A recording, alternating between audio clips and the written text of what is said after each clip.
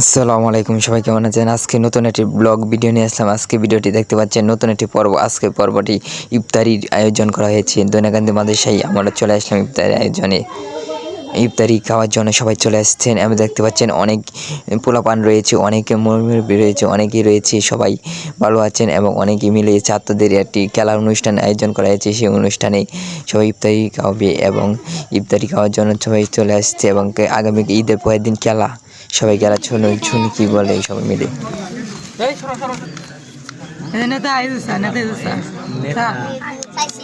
হ্যাঁ হ্যাঁ নেতা তো গার্লফ্রেন্ড গেছে নেতা গায়ে গায়ে সেলফি